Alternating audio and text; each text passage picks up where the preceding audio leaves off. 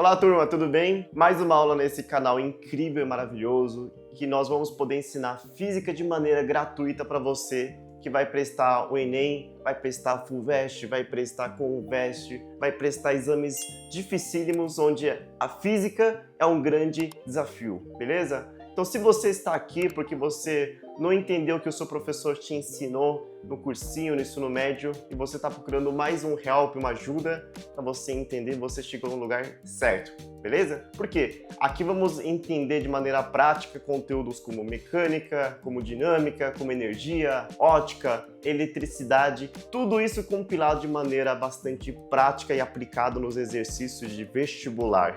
Beleza? Então se você está gostando desse canal, considere curtir, compartilha com seus amigos. Então, gente, vamos para a nossa aula de hoje que é sobre queda livre, movimentos que são acelerados pela aceleração gravitacional, pelo efeito da gravidade, legal? Então nós não podemos começar essa aula sem poder mencionar a definição de aceleração gravitacional, que vai aparecer para você nessa tela agora. Aceleração gravitacional é o incremento no valor da velocidade no valor de aproximadamente 10 metros por segundo ao quadrado, e esse valor é proporcionado pelo efeito da gravidade, beleza? E para você que assistiu a terceira aula, a aula passada sobre movimento uniformemente variado, nós vimos o que significa esse 10 metros por segundo ao quadrado. Por que esse quadrado ele aparece? Ele aparece exatamente porque toda aceleração ele vai incrementar uma velocidade em um determinado período de tempo. No caso, se a aceleração da gravidade é 10 metros por segundo ao quadrado, isso significa que o corpo ele vai sendo acelerado mais 10 metros por segundo de velocidade a cada segundo. Beleza? Vamos dar um exemplo para ficar mais claro? Então vamos ver alguns padrões de velocidade aqui. Primeiro exemplo, vamos soltar uma moeda do alto de um prédio. Inicialmente, se eu soltei essa moeda da minha janela do 10º andar, qual que é a velocidade inicial desse corpo? Bom, se eu soltei ele simplesmente, ele partiu do repouso, então a velocidade inicial dele é de 0 metros por segundo. Beleza? E no instante inicial, se a aceleração gravitacional ele oferece para o corpo mais 10 metros por segundo a cada segundo, significa que ele vai acrescentar no próximo segundo 10 metros por segundo de velocidade. E no próximo instante, a aceleração ele vai proporcionar mais 10 metros por segundo sobre esse 10 e depois ele vai ficar com 20 metros por segundo no segundo instante e assim por diante. Então ele começa do 0, depois ele vai para o 10, depois ele vai para o 20 metros por segundo. A aceleração da gravidade ele vai acelerando essa velocidade nessa taxa de 10 metros por segundo a cada segundo. Beleza? Tá claro? Firmeza? Agora vamos dar um segundo exemplo. Se ao invés de eu soltar uma moeda do repouso e a velocidade inicial dele ser de 0 metros por segundo, imagina que eu acordei irritado e eu pego essa moeda e não apenas eu lanço da janela, mas eu jogo ela com força, com vontade na direção para baixo. Realmente como se eu estivesse querendo matar uma pessoa lá no térreo. Pego essa moeda, jogo para baixo com uma velocidade de 5 metros por segundo. Nesse exemplo, qual que é a velocidade inicial? 5 metros por segundo. No próximo instante, o que a gravidade ele vai fazer? Ele vai pegar essa velocidade e vai incrementar mais 10. Então, se eu já começo com 5 e acrescento mais 10, ele vai ficar com quanto dessa vez? Ele vai ficar agora com 15 metros por segundo e no próximo instante mais 10, 25 metros por segundo. Beleza? Então, é dessa maneira que nós vamos entendendo a lógica de movimentos em queda. Eles são sempre acelerados, incrementados a uma taxa de 10 metros por segundo a cada segundo do seu movimento, beleza? Independente se o movimento ele acontece com uma velocidade a partir do repouso ou ele tem um lançamento inicial, como é o caso do segundo exemplo. Pessoal, para isso nós podemos pegar esse conceito de movimento e nós podemos traduzir isso numa fórmula. E pessoal, eu sei que vocês não gostam de fórmulas de física, mas as fórmulas eles vieram por difícil que isso pareça, tá? As fórmulas vieram para poder facilitar os seus cálculos, poder facilitar a sua vida no momento do vestibular, beleza? E uma dessas fórmulas que vamos citar agora é a fórmula do vovô ateu. V igual a V0 mais AT. né? Pelo menos na época que eu prestei vestibular, eu decorei isso como vovô ateu. Não sei se hoje ensina de uma outra maneira. Mas vamos lá? O que significa cada uma dessas letras do vovô ateu? É a fórmula da velocidade. V, ele vai ser igual à velocidade atingida pelo corpo no instante t. V0, como estamos acostumados, V0 é o quê? A velocidade inicial do corpo, e essa velocidade inicial do corpo ele vai ser acrescentada de mais a aceleração, que no caso de queda é sempre 10 metros por segundo ao quadrado, multiplicada pelo tempo t, beleza? Se a gente pudesse aplicar no exemplo que a gente deu anteriormente agora, como é que ficaria essa resolução? No exemplo, qual que é a velocidade dessa moeda depois de 2 segundos em queda, sendo que ele foi inicialmente lançado com uma velocidade inicial de 5 metros por segundo? Bom, a fórmula ficaria o seguinte, do vovô ateu. A velocidade final v, ele seria a velocidade inicial, que é de 5, mais a aceleração de 10, multiplicada pelo período do tempo, que é de 2 segundos. Ficando com 5 mais 10 vezes 2. Bom, 10 vezes 2 vai dar 20, e 20 mais 5 vai resultar 25 metros por segundo. É o mesmo valor que a gente encontrou no exemplo anterior, a gente conseguiu deduzir agora a partir dessa fórmula, que serve para você generalizar e poder encontrar em todos os casos de que tiver movimento de queda livre, nós podemos aplicar essa fórmula que vai funcionar perfeitamente para calcular o valor da velocidade final, beleza? Bom, vamos fazer um disclaimer agora sobre movimento de queda livre, que é o tema da aula de hoje. Esse livre, ele significa livre do quê? Livre da resistência do ar. Então, quando nós estamos realizando um movimento em queda, então o papel do vento na prática, ele é extremamente importante para a velocidade final, porque essa resistência do ar, esse vento que vai na sua direção, ele acaba te desacelerando, beleza? Mas como esse cálculo, você contabilizar o efeito que o ar provoca sobre o movimento em queda, é bastante complexo, envolve uma matemática mais difícil, então em 99% dos casos de um movimento em queda, o exercício vai ter a famosa frase: desconsidere o efeito da resistência do ar, beleza? É como se esse movimento estivesse sendo realizado no vácuo, onde para a velocidade somente importasse o efeito da gravidade, da aceleração gravitacional. Então, vamos lá. Qual que é o conceito de queda livre? Queda livre são movimentos que são acelerados pela gravidade, que tem sua velocidade inicial e desprezando a resistência do ar. Então ele precisa ter esses 3 componentes. A aceleração, ele precisa ser da gravidade, ou seja, o movimento que está percorrendo no ar, no espaço. Segundo, ele precisa ter uma velocidade a partir do repouso. William, então quer dizer que se eu pego uma moeda e lanço ele, ou eu estou com raiva, pego qualquer objeto, faço um lançamento, seja para baixo ou seja para cima, isso já não é considerado mais uma queda livre? Isso mesmo. Então a velocidade ele precisa ser inicialmente 0 metros por segundo. E no exercício nós vamos desprezar o efeito da resistência do ar. Então nós temos que ter em mente esses 3 conceitos para poder aplicar todas as equações que nós vamos ver agora sobre queda livre. Agora vamos ver quais são as equações que são aplicáveis para nós estudarmos o movimento de queda livre. Lembra que nós calculamos sobre movimento uniforme na segunda aula e movimento uniformemente variado? Qual que vocês acham que o movimento de queda livre é? Ele é um movimento uniforme ou ele é um movimento uniformemente variado? Bom, a velocidade do corpo ele não é constante, então ele já não é movimento uniforme, ele já não é mu, então ele tem algum tipo de aceleração. Só que para o movimento ele ser do tipo move, ele precisa ter aceleração constante. A aceleração desse corpo ele é constante? Sim, a aceleração é sempre da gravidade,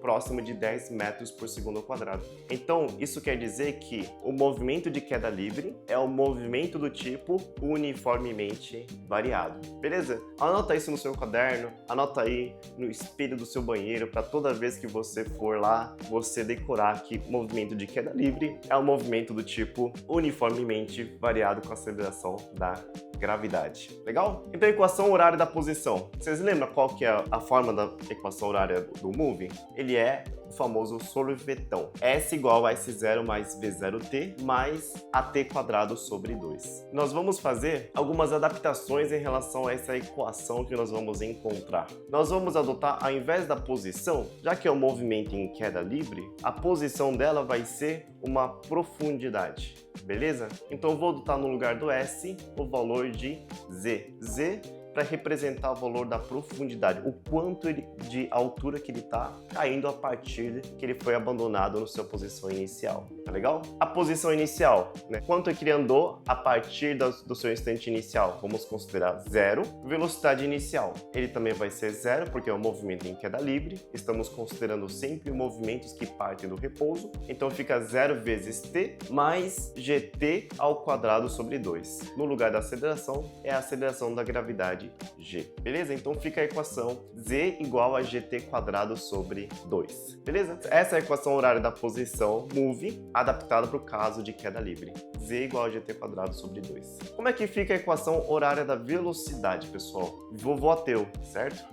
V igual a V0 mais AT. Então, para calcular a velocidade final V, ele vai ser igual à velocidade inicial do corpo, que é 0, mais a aceleração, que é g vezes o tempo. Então, logo a equação ele fica velocidade igual a g vezes o tempo. Beleza? Então, nós descobrimos agora a fórmula da velocidade. Então, vamos ficar com essas duas equações, a equação horária da posição e a equação horária da velocidade. Tendo essas duas formuletas, nós somos capazes de resolver qualquer tipo de exercício de queda livre. Então, pessoal, antes das aplicações práticas de cada uma dessas formas que a gente descobriu, vamos colocar no lugar da equação da posição, que é gt quadrado sobre 2. Como g geralmente é um valor de 10 metros por segundo ao quadrado, vamos substituir no lugar desse g esse valor de 10. Então, o valor da equação ele fica o seguinte, ele fica 10 vezes tempo ao quadrado sobre 2. E aí, 10 sobre 2, nós sabemos que essa valor ele vai dar 5.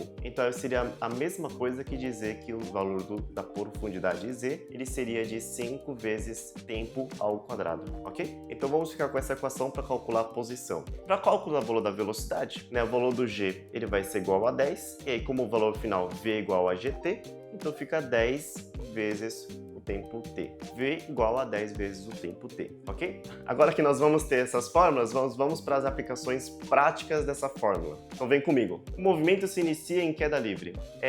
Escreva nos 3 instantes iniciais o valor da velocidade e da profundidade atingida pelo corpo. Beleza? Então vamos lá. A fórmula da velocidade é o quê? 10 vezes o tempo t. Então nesse primeiro instante, onde o tempo ele é de 0 segundos, o valor da velocidade vai ficar de quanto? Vai ficar v igual a 10 vezes 0. 10 vezes o 0, ele vai ser 0 metros por segundo. Qual que é o valor da posição? O z, ele vai ser 5 vezes tempo ao quadrado. Bom, tempo vai ser instante inicial, então vai ser 0 também, né? Então fica 5 vezes 0 ao quadrado vai ser 0. 5 vezes 0, ele vai ser 0 metros. Então, nada de surpreendente até aqui, né?